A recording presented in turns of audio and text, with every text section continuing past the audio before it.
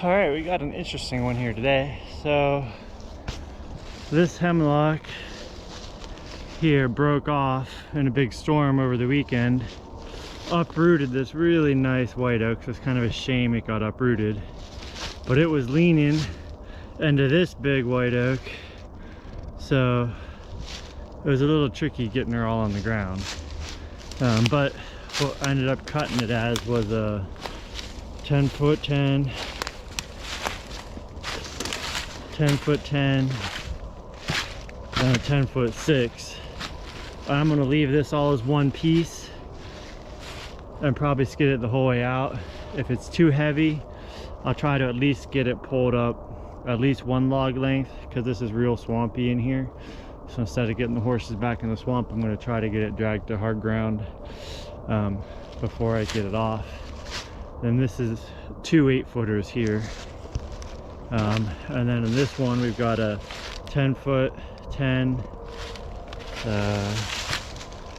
12-foot 6, 12-foot 6, and then a double 8-footer. And then I'll probably end up cutting some of that hemlock. It looks like it was struck by lightning, which is why it's weak and broke off, I'm guessing, because the other side you can see it's all cracked the whole way down. This side is too.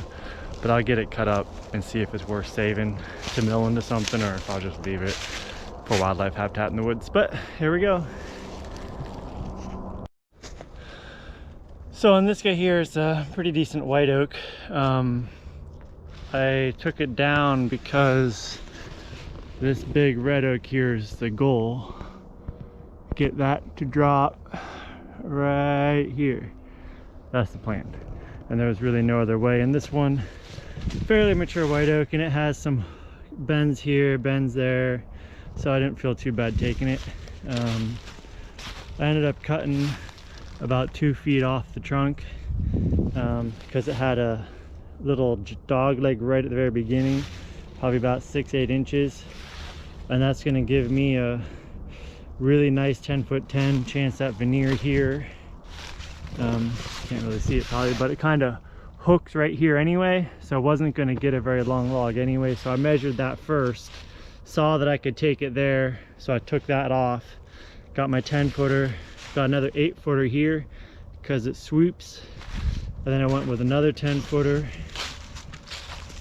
then I went with an 8-foot-8er, then we've got a 12-footer here because there's a crotch. Basically there was a crotch here on the other side of it, so I took it off here, and then there's a crotch on the other side here, so I took it off here, and even though there's a real big branch coming out here, I just did an 8-foot-8er as a basically as a blocking log, and the rest of that's all too small to take out as saw logs. And I basically left everything doubles, so we'll take 2 logs at a time out. You can kind of see the bow in it from here. You know, it bows here, then bows up and back down. So that's our 10-footer, and that's our 8-footer. A little better view of it there. But that's why, you know, I marked this one out the way I marked this one out. So now we'll go get the horses. Got another monster here, big old red oak. So we got a 10-foot 10, hopeful for veneer, another 10-foot 10, hoping for veneer, and another 10-foot 10, hoping for veneer. Just a beautiful red oak. Then we've got an 8-foot-8 because we've got the branch coming out of it up here. So in order to get veneer, you have to have minimal taper, a certain diameter, and basically no blemishes.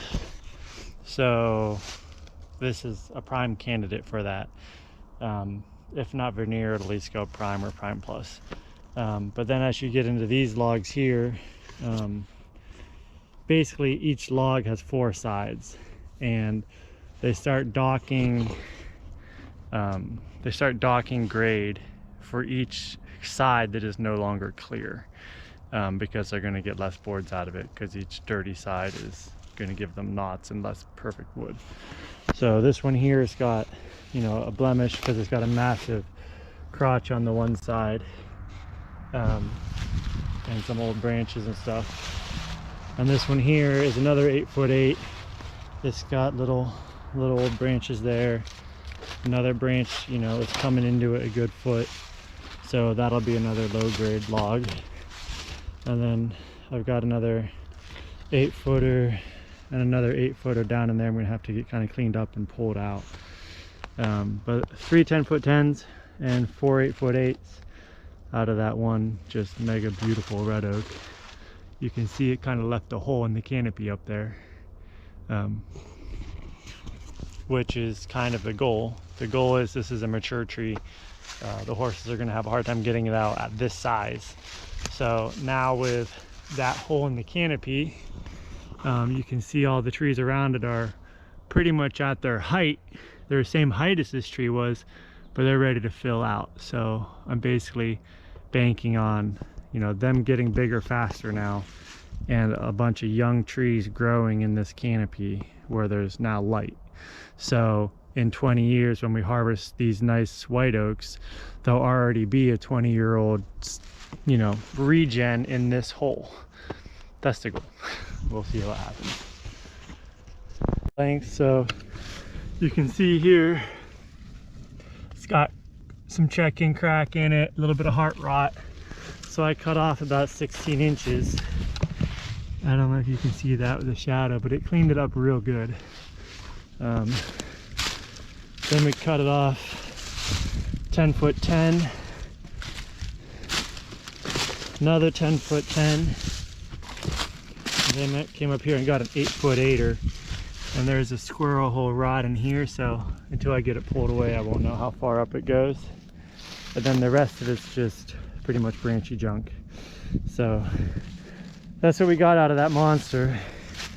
The very butt section was 46 inches across, coming up 16 inches. We were at 42, and then coming up to the 10'10", we were at 39. So it's just a big tree. So hopefully we'll get the ponies to pull it out. If not, maybe I'll get a tractor or two. I don't know, we'll figure it out. It's a big old red oak. So I measured it, knocked off my swale so it's more in line. I measured a 10'10", and then I ended a 8'8". You can't really tell, but it had a little dog leg in it.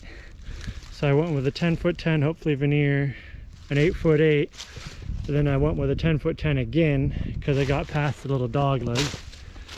And then up here, you can see it's got some old branches and stuff. So I did another 8'8", and ended right in the crotch here.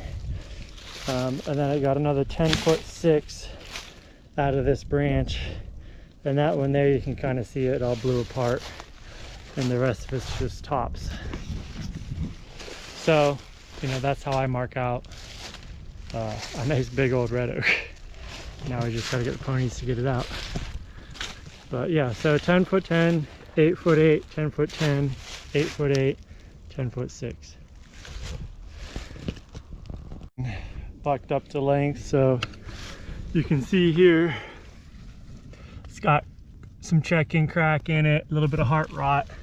So I cut off about 16 inches.